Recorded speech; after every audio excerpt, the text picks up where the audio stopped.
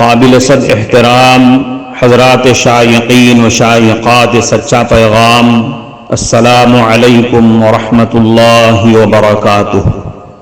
آج کی محفل میراث النبی کے نورانی پروگرام میں آپ کا استقبال ہے۔ اہلا و سہلا مرحبا۔ ہم آپ تمام حضرات و مستورات کا خیر مقدم کرتے ہیں۔ محترم حضرات و خواتین، تعلیم کا آغاز ہو رہا ہے۔ سب سے پہلے آداب تعلیم کا لحاظ کرتے ہوئے تعلیم کی طرف متوجہ ہو جائیں۔ پورے دھیان سے سننا، عمل کی نیت سے سننا اور تبلیغ کی نیت سے سننا، یعنی سنی ہوئی باتیں دوسروں تک پہنچانے کے جذبے سے سننا۔ چند خاص آداب تعلیم ہیں، امید ہے کہ آپ حضرات ان آداب کا ضرور خیال رکھیں گے۔ جزاکم اللہ۔ بسم اللہ الرحمن الرحیم۔ حدیث پاک میں ہے، التائب من الذنب کمن لا ذنب لہ، گناہ سے توبہ کرنے والا ایسا ہوتا ہے جیسے اس نے گناہ کیا ہی نہیں۔ اصول یہی ہے کہ انبیاء کرام معصوم ہوتے ہیں اور اولیاء کرام محفوظ ہوتے ہیں۔ یہاں ذہن میں ایک سوال پیدا ہوتا ہے کہ جب اولیاء کاملین اللہ تعالیٰ کی حفاظت میں ہوتے ہیں تو پھر وہ کبھی کبھار حفاظت سے دور کیوں کر دیے جاتے ہیں؟ اس کا جواب یہ ہے کہ اللہ تعالیٰ اپنے بندوں کے مربی ہیں، ان کی مختلف حالات میں تربیت فرماتے ہیں۔ اپنے اولیاء میں سے کسی ایک سے کوئی ایسا عمل کرواتے ہیں جس کی بنا پر اسے اپنے نفس پر خوب ملامت کرنے کا موقع ملے، اس کے اندر سے خود پسندی کو کھرچ کر نکال دیتے ہیں، اس کو سراپا نیاز بنا دیتے ہیں، ناز کی جڑیں کاٹ کر رکھ دیتے ہیں۔ حضرت ابو عبداللہ اندلسی رحمۃ اللہ علیہ کا واقعہ اس کی بہترین مثال ہے۔ ایک عیسائی بستی کے قریب سے گزرتے ہوئے حضرت ابو عبداللہ اندلسی رحمۃ اللہ علیہ نے یہ کہہ دیا کہ عیسائی لوگ کتنے کم عقل ہیں کہ اللہ تعالیٰ کے ساتھ شریک کرتے ہیں۔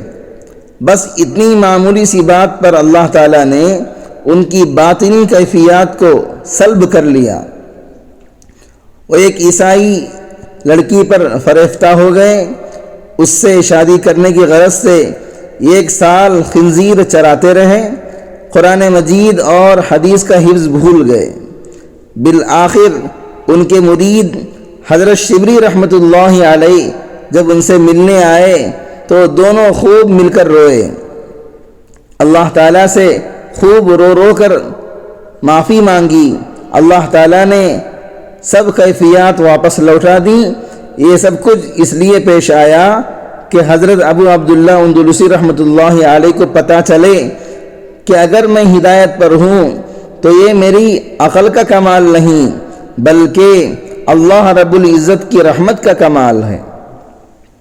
حضرت ابو عبداللہ اندلسی رحمۃ اللہ علیہ کی یادداشت دوبارہ کام کرنے لگی اور پہلے سے بھی زیادہ وہ دین کی محنت کرنے لگے اور لاکھوں انسانوں کی ہدایت کا ذریعہ بنے۔ اللہ تعالی ہمیں اپنی حفاظت سے کبھی بھی دور نہ فرمائے، آمین ثم آمین۔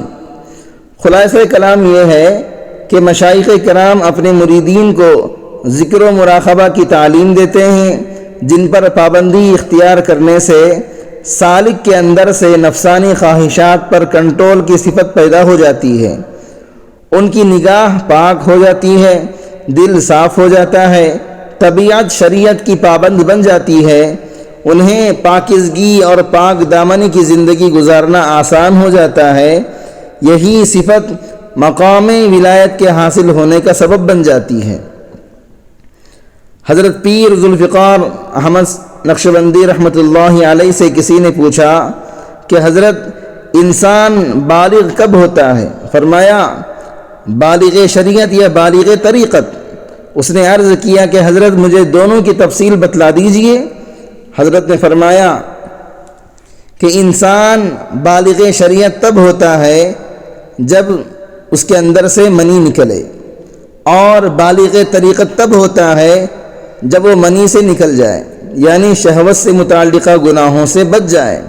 اس سے معلوم ہوا کہ جب نور ولایت سینے میں داخل ہوتا ہے تو سالک کی ہیجانی کیفیات کو سکون مل جاتا ہے، شہوات کے سمندر میں مد و زجر کی حالت نہیں رہتی، سالک کو پاک دامنی کی زندگی نصیب ہو جاتی ہے۔ یہی صفت ولایت کا منشا اور اس کی شرط ہے۔ معزز شائقین و شائقات سچا پیغام، آپ کو اندازہ لگ گیا ہوگا کہ یہ مضمون کتنا اہم ہے اور کس قدر فائدہ مند ہے۔ کم سے کم درجے میں سوشل میڈیا کے ذریعے سے بھی ہم اس کو زیادہ سے زیادہ شیئر کریں گے تو دعوت کے فریضے کی کوششوں میں ہم بھی اپنا کچھ حصہ ڈالنے والے بن سکتے ہیں۔